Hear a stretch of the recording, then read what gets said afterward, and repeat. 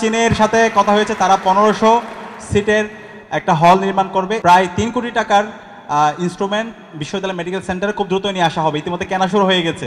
2850 কোটি টাকার একটা বাজেট আসছে।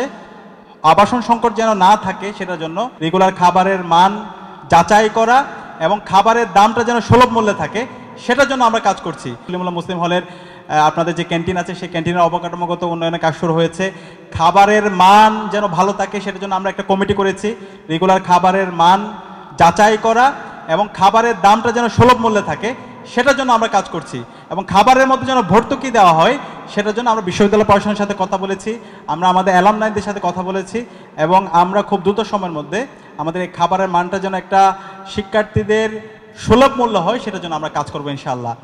আর আমাদের মূল টার্গেট হচ্ছে বিশ্ববিদ্যালয়কে শিক্ষার্থীরা ফার্স্ট ইয়ার থেকে যেন তার আবাসন নিয়ে তাকে ভাবতে না হয় সেটার জন্য আমরা কাজ করব। তো ইতিমধ্যে বিশ্ববিদ্যালয় প্রশাসনের সাথে আমরা দফায় দফা বসেছি। 2850 কোটি টাকার একটা বাজেট আসছে। আবাসন সংকট যেন না থাকে সেটার জন্য দীর্ঘমেয়াদী পরিকল্পনা হিসেবে হল নির্মাণের কাজ খুব দ্রুত শুরু হয়ে যাবে।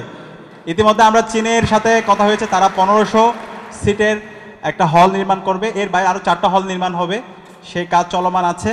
এর বাইরেও যারা হলে সিট পাবে না তাদের জন্য যেন স্কলারশিপের ব্যবস্থা করা হয় সেটার জন্য আমরা বিভিন্ন অর্গানাইজেশনের সাথে কথা বলছি। আশা করছি ইনশাল্লাহ আমাদের যে সমস্ত শিক্ষার্থীরা আর্থিক সংকটে থাকে তাদের এই জায়গায় তারা বিশাল সাপোর্ট পাবে। আর আমাদের যে কথা ছিল শিক্ষার্থীদের স্বাস্থ্য সুরক্ষার জন্য আমরা কাজ করব। বিশ্ববিদ্যালয়ে আমাদের যে মেডিকেল সেন্টার আছে সেই মেডিকেল সেন্টার আধুনিকায়ন নিয়ে আমরা কাজ করছি। বিশ্ববিদ্যালয় মেডিকেল সেন্টারের যে ইনস্ট্রুমেন্টগুলো দরকার সেই ইনস্ট্রুমেন্টগুলো নিয়ে দীর্ঘদিন ধরে কাজ হচ্ছে, অনেকে কাজ করেছে। টিকার সাথে এর আগেও আমরা কাজ করেছি। প্রায় 3 কোটি টাকার ইনস্ট্রুমেন্ট বিশ্ববিদ্যালয় মেডিকেল সেন্টারে খুব দ্রুত নিয়ে আসা হবে। ইতিমধ্যে কেনা শুরু হয়ে গেছে।